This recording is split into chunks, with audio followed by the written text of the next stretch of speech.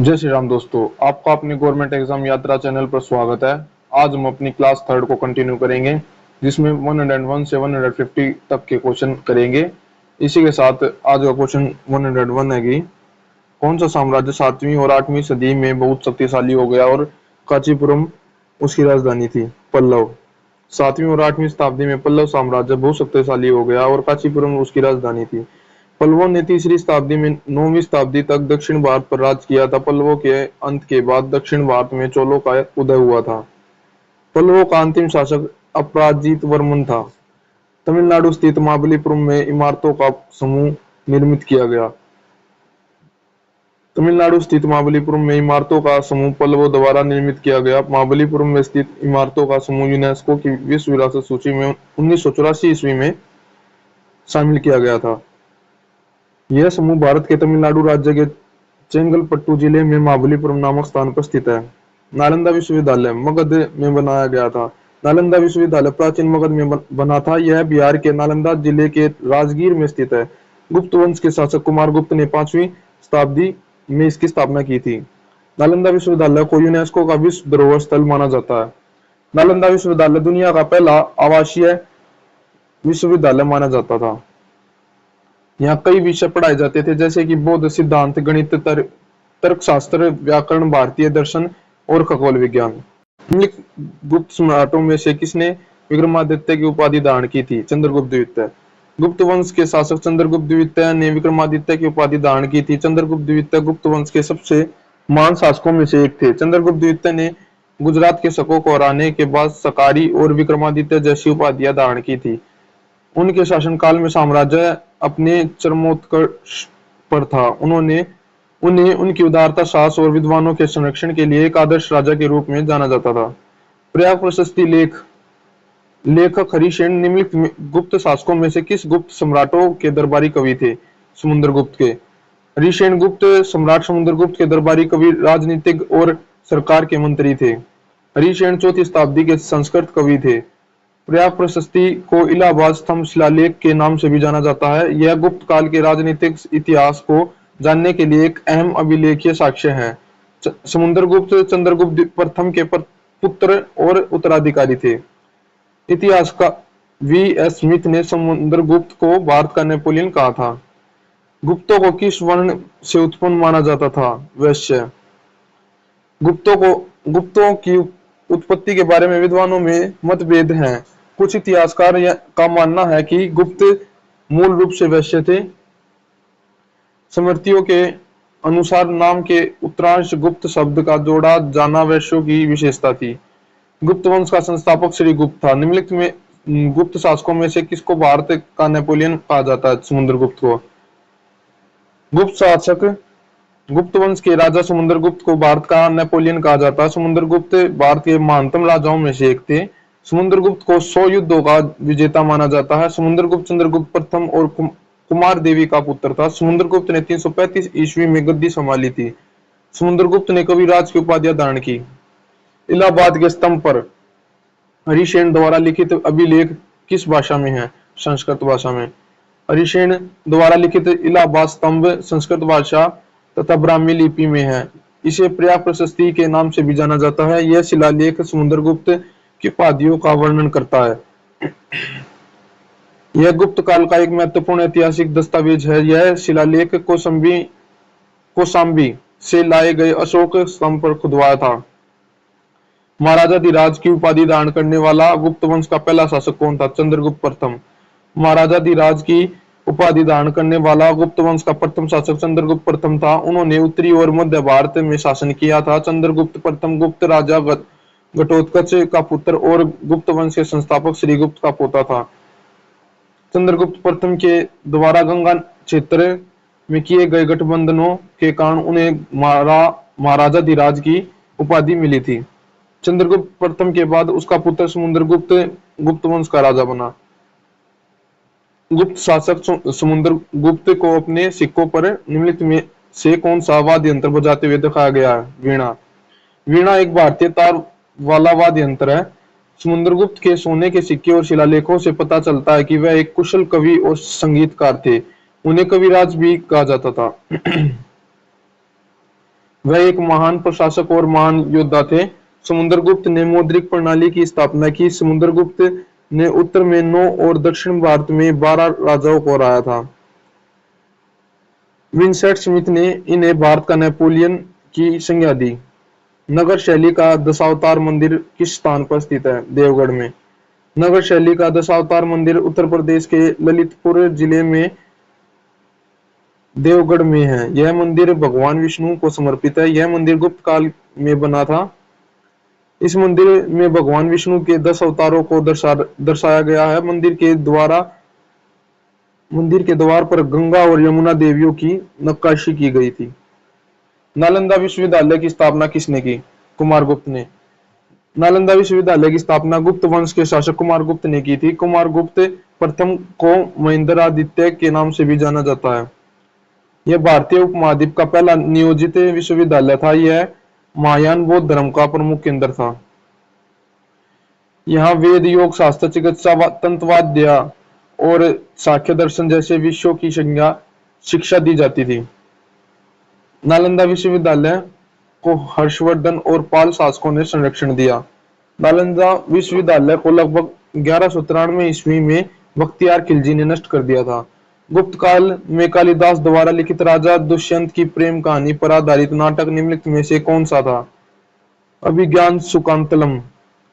कालिदास द्वारा लिखित नाटक अभिज्ञान शाकुंतलम राजा दुष्यंत की कहानी पर आधारित है।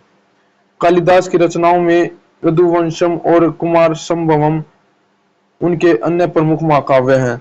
चीनी यात्री फाहियान के शासनकाल के दौरान भारत का दौरा किसने किया था? चंद्रगुप्त द्वितीय। चीनी यात्री फाहियान ने चंद्रगुप्त द्वितीय के शासनकाल के दौरान भारत का दौरा किया था। बौद्ध धर्म व उसके ग्रंथों के बारे में अध्ययन करने के उद्देश्य से फाहियान ने भारत के अतिरिक्त कई एशियाई देशों की यात्रा की थी। अपनी भारत यात्रा के दौरान फाहियान ने 3 वर्षों तक पाटलिपुत्र में संस्कृत विषय का अध्ययन किया था। निम्नलिखित विकल्पों में से गलत जोड़ी का चयन करें। बिंबिसार गुप्त। बिंबिसार का संबंध वंश से है। चंद्रगुप्त का संबंध मौर्य वंश से है। राजा का संबंध चोल वंश से है। कनिष्क का संबंध कुषाण वंश से है। पुलकेशिन द्वितीय जिसने हर्षवर्धन को हराया था वह चालुक्य राजवंश के संबंधित थे। पुलकेशिन द्वितीय चालुक्य वंश का राजा था जिसने सम्राट हर्षवर्धन को हराया था। पुलकेशिन द्वितीय ने लगभग 610 से 642 ईस्वी तक चालुक्य वंश पर शासन किया। पुलकेशिन द्वितीय ने नर्मदा नदी के तट पर लड़े गए युद्ध में हर्षवर्धन को हराया। पुलकेशिन द्वितीय के दरबारी कवि रविकीर्ति थे। रविकीर्ति ने ऐहोल अभिलेख की रचना की। राजपूत वंश के चंदेल राजवंश ने भारत के प्रारंभिक मध्ययुगीन काल में 9वीं और 13वीं शताब्दी के बीच निम्नलिखित में से किस क्षेत्र पर शासन किया था? बुंदेलखंड पर। चंदेल वंश के संस्थापक नुनुक ने चंदेल वंश की राजधानी खजुराहो थी। चंदेल राजवंश के शासकों ने खजुराहो में कई मंदिर बनवाए जिनमें कंदरिया महादेव मंदिर सबसे प्रसिद्ध है। चंदेल वंश के राजाओं ने 9वीं शताब्दी में जेजाक भुक्ति क्षेत्र पर शासन किया था। जेजाक भुक्ति क्षेत्र वर्तमान में मध्य प्रदेश और उत्तर प्रदेश के बुंदेलखंड के नाम से जाना जाता है। चंदेल वंश के राजाओं को कला और स्थापत्य कला के लिए जाना जाता है। 7वीं शताब्दी ईस्वी में कन्नौज के शासक हर्षवर्धन निम्नलिखित में से किस राजवंश के राजा थे? पुष्यभूति। राजा हर्षवर्धन पुष्यभूति वंश के संस्थापक थे। पुष्यभूति वंश का वर्धन वंश के नाम से भी जाना जाता है। हर्षवर्धन इस वंश के सबसे प्रतिष्ठित शासक थे। उन्होंने 606 ईस्वी से 647 ईस्वी तक शासन किया। हर्षवर्धन के पिता का नाम प्रभाकर वर्धन था। हर्षवर्धन ने कन्नौज को अपनी राजधानी बनाया था। हर्षवर्धन ने मगध पर विजय प्राप्त की थी। हर्षवर्धन ने 3 पुस्तकें लिखी, नागानंद, रत्नावली और प्रियदर्शिका।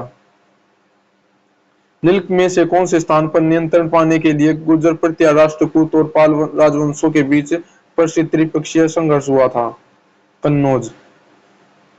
कन्नौज के लिए त्रिपक्षीय संघर्ष गुर्जर प्रत्यार पाल और राष्ट्रकूट राज्यों के मध्य हुआ था। कन्नौज पर नियंत्रण के लिए लड़े गए इस युद्ध को कन्नौज त्रिभुज युद्ध भी कहा जाता है। यह युद्ध 8वीं से 12वीं शताब्दी के बीच हुआ था। त्रिपक्षीय संघर्ष लगभग 200 वर्षों तक चला। कन्नौज गंगा व्यापार मार्ग पर स्थित था और रेशम मार्ग से जुड़ा हुआ था। इस कारण इसे यह रणनीतिक और व्यावसायिक रूप से बहुत महत्वपूर्ण शहर था। कन्नौज के लिए लड़े गए इस युद्ध में अंतिम रूप से गुर्जर प्रतिहार शासकों का अधिकार हो गया। निम्नलिखित राजवंशों में से किसके शासनकाल के दौरान गोलकुंडा के किले का निर्माण किया गया था? काकतीय।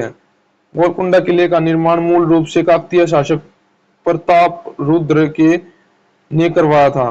गोलकुंडा का किला हैदराबाद तेलंगाना में स्थित है। इसे मूल रूप से मनकल के नाम से जाना जाता था। हर्ष के शासन के दौरान कन्नौज सभा निम्नलिखित संप्रदायों के सिद्धांतों का प्रचार करने के लिए आयोजित किया गया था। महायान। राजा हर्षवर्धन ने अपनी राजधानी कन्नौज में महायान बौद्ध धर्म के प्रचार के लिए एक सभा का आयोजन किया था। इस सभा में चीनी यात्री ह्वेनसांग ने महायान बौद्ध धर्म के सिद्धांतों की व्याख्या की थी। इस सभा में लगभग 20 राजाओं, 2000 विद्वानों, 3000 से ज्यादा बौद्ध भिक्षुओं, 3000 ब्राह्मण और जैनियों ने हिस्सा लिया था। इस सभा में ह्वेनसांग को सभा की अध्यक्षता करने के लिए नियुक्त किया गया था। इस सभा में हर्ष की सहिष्णुता की नीति परिलक्षित हुई थी। हर्षवर्धन एक अच्छे लेखक, कवि एवं नाटककार थे। उन्हें इनके द्वारा रचित रत्नावली प्रियदर्शिका प्रसिद्ध नाटक है। राष्ट्रकूट वंश का शाही प्रतीक क्या था? Golden eagle. राष्ट्रकूट वंश का शाही प्रतीक गोल्डन ईगल था। राष्ट्रकूट वंश के संस्थापक दंतिदुर्ग प्रथम थे। राष्ट्रकूट वंश की राजधानी मान्यखेत थी। एलोरा के गुफा मंदिर का निर्माण राष्ट्रकूट वंश के शासनकाल में हुआ था। निम्नलिखित में से कौन पाल साम्राज्य का संस्थापक था? गोपाल।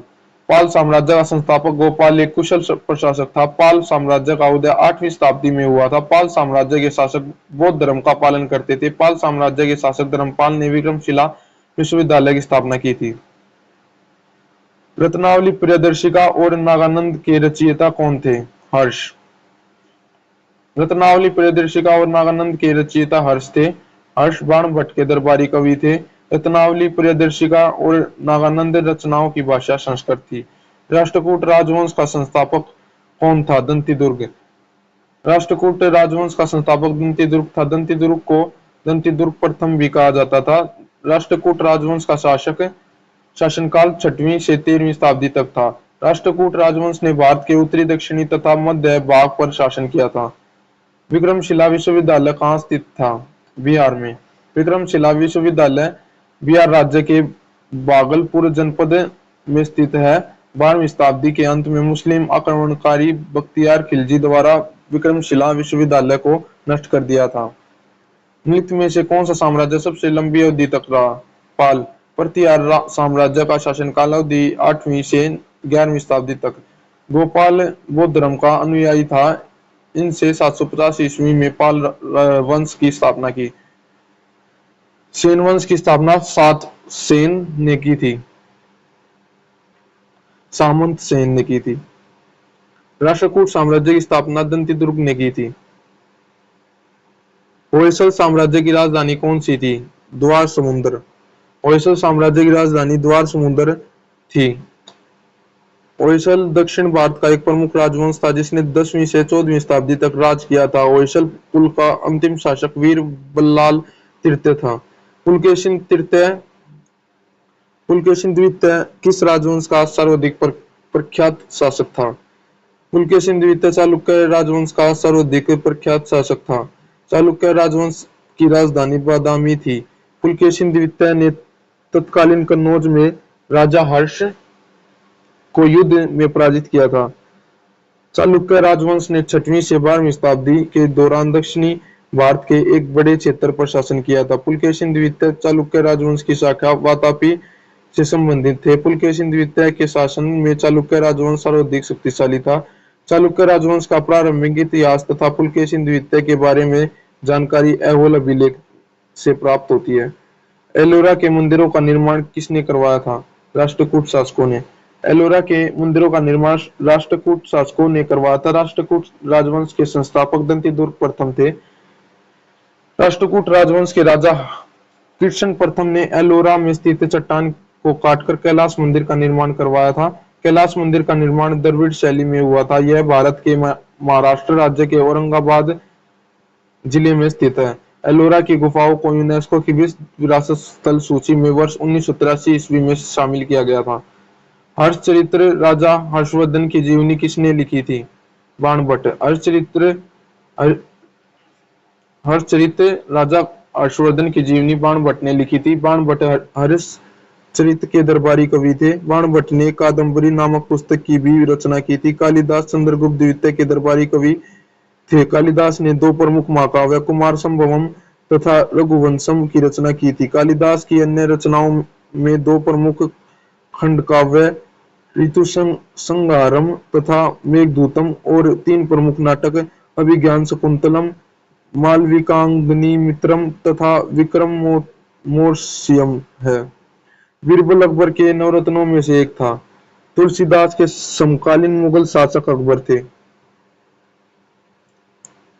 निम्नलिखित में से किस चोल राजा ने लगभग घाटी क्षेत्र पर आक्रमण गंगा घाटी क्षेत्र पर आक्रमण किया था?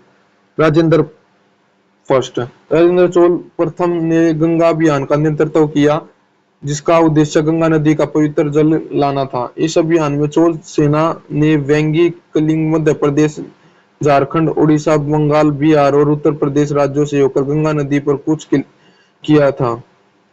चोल सेना नेपाल राजा महिपाल प्रथम को हराया था। इस अभियान की सफलता के बाद राजेंद्र चोल ने गंगईकोंडा चोलपुरम नामक नई राजधानी की स्थापना की। राजेंद्र चोल ने गंगईकोंडा जोल की उपाधि भी धारण की। चोल प्रशासन के संदर्भ में वेटी शब्द का अर्थ कर होता था। चोल साम्राज्य में वेटी का एक प्रकार का कर था, जिसे आम लोगों से वसूला जाता था।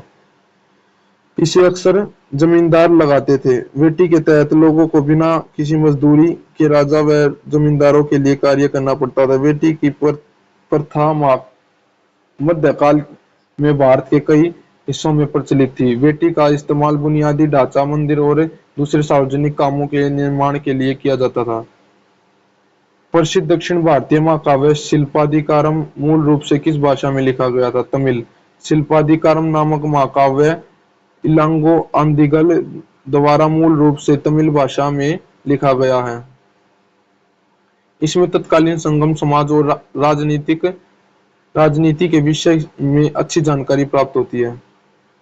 संगम साहित्य मुख्य रूप से तमिल भाषा में लिखा गया है। इस युग की प्रमुख रचनाओं में तोल्काप्पियम, पाथिनकिलाकुनुकु आदि ग्रंथ तथा शिल्पाधिकारम, मणिमेखले और जीविक चिंतामणि महाकाव्य शामिल है।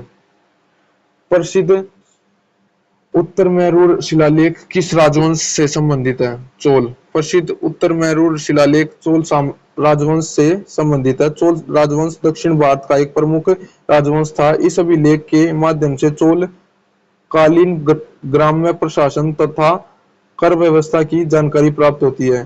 तंजावुर में बृहदेश्वर मंदिर किस वंश के वास्तुकारों की सबसे बड़ी उपलब्धि है? चोल।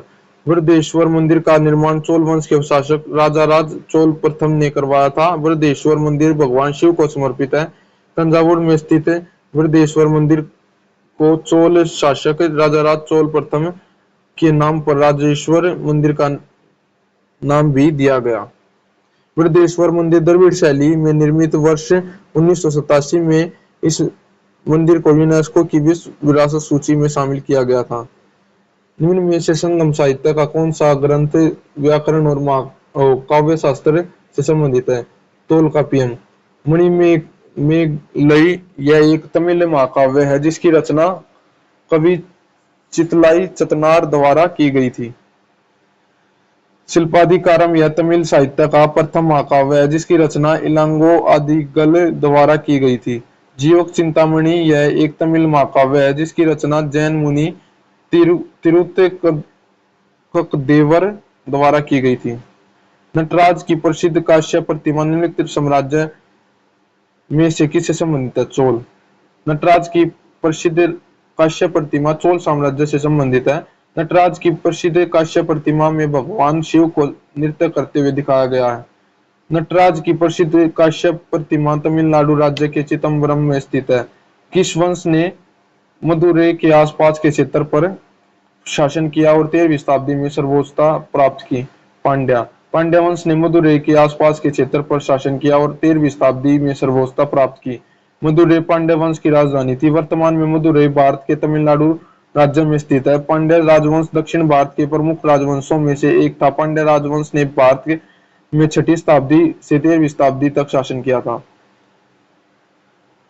विश्व प्रसिद्ध गौतम गोम गोमतेश्वर की प्रतिमा निम्न में से किस राज्य में स्थित है? कर्नाटक। विश्व प्रसिद्ध गोमतेश्वर की प्रतिमा कर्नाटक राज्य में स्थित है। कर्नाटक राज्य के श्रवणबेलगोला में स्थित गोमतेश्वर की प्रतिमा ग्रेनाइट से निर्मित है। गोमतेश्वर की प्रतिमा का निर्माण 9वीं शताब्दी में हुआ था। गोमतेश्वर की प्रतिमा जैन धर्म के देवता बाहुबली को समर्पित है। निम्न में से कौन सा दर्शन तार्किक सोच की तकनीक में विश्वास करता है? न्याय दर्शन। न्याय दर्शन 6 वैदिक दर्शनों में से एक है। न्याय दर्शन का प्राचीन तथा प्रसिद्ध ग्रंथ न्याय सूत्र है। 6 वैदिक दर्शन निम्नलिखित हैं: सांख्य दर्शन, योग दर्शन, न्याय दर्शन, वैश्विक दर्शन, मीमांसा दर्शन, वेदांत दर्शन। सांख्य दर्शन कपिल मुनि, योग दर्शन महर्षि पतंजलि, न्याय दर्शन महर्षि गौतम, वैशेषिक दर्शन उल्लूक कणाद, मीमांसा दर्शन जैमिनी, वेदांत दर्शन बादरायण। उस महान व्यक्ति का नाम बताएं जिसने भारत में बीजगणित के क्षेत्र में महत्वपूर्ण योगदान किया। आर्यभट्ट। आर्यभट्ट ने भारत में बीजगणित के क्षेत्र में महत्वपूर्ण योगदान दिया था। आर्यभट्ट का जन्म वर्ष 476 ईस्वी में पाटलिपुत्र में हुआ था। आर्यभट्ट का भारत के महान गणितज्ञों में महत्वपूर्ण स्थान है। आर्यभट्ट ने 2 प्रमुख पुस्तकें की रचना की थी। निम्न में से किसे औषधि का देवता कहा जाता है? धन्वंतरी। धन्वंतरी को औषधि का देवता कहा जाता है। धन्वंतरी आयुर्वेद के प्रणेता थे। धन्वंतरी चंद्रगुप्त द्वितीय के दरबार में उनके 9 रत्नों में से एक थे। धन्वंतरी चंद्रगुप्त द्वितीय के दरबार में आयुर्वेद के चिकित्सक थे। धन्वंतरी की प्रमुख पुस्तकों में रोग निदान तथा वैद्य चिंतामणि है। हाथी गुफा शिलालेख किसके द्वारा उत्कीर्ण कराया गया था? खारवेल। हाथी गुफा अभिलेख खारवेल द्वारा उत्कीर्ण कराया गया था। खारवेल कलिंग के शासक थे। हाथी गुफा अभिलेख प्राकृत भाषा में उत्कीर्ण है। दक्षिण भारतीय मंदिरों के प्रवेश द्वार को क्या कहा जाता है? गोपुरम।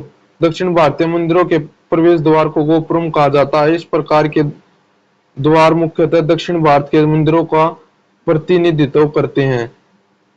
दक्षिण भारत के मंदिर मुख्यतः द्रविड़ शैली में निर्मित हैं। दक्षिण भारत के मंदिरों के प्रवेश द्वार के रूप में गोपुरम का निर्माण सर्वप्रथम पल्लव शासकों ने किया था। सत्यमेव जयते शब्द किस उपनिषद में वर्णित है?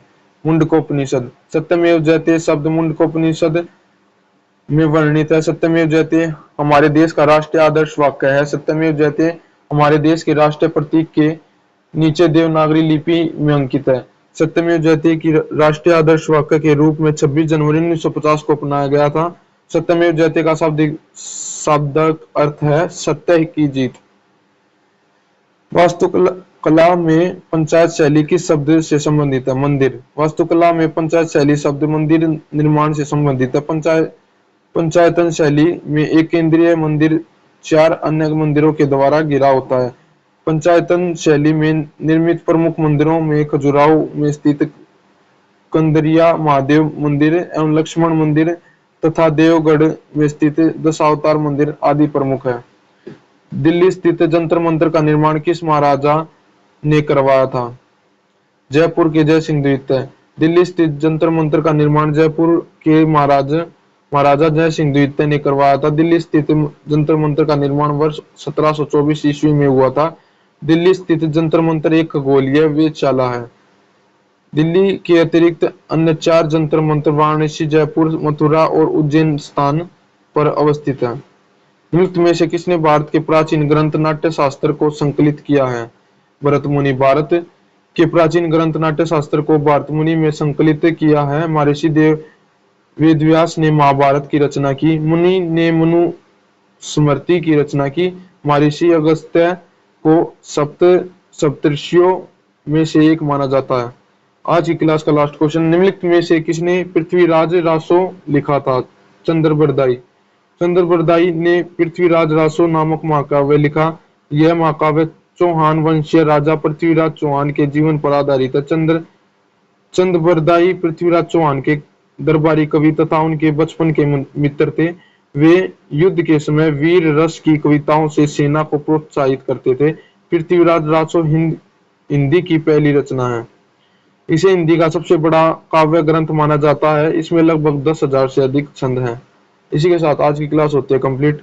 मिलते हैं नेक्स्ट क्लास में। नेक्स्ट अपडेट्स के लिए जुड़े रहना और आगे के अपडेट्स के लिए चैनल को कर लीजिए सब्सक्राइब। Thank you.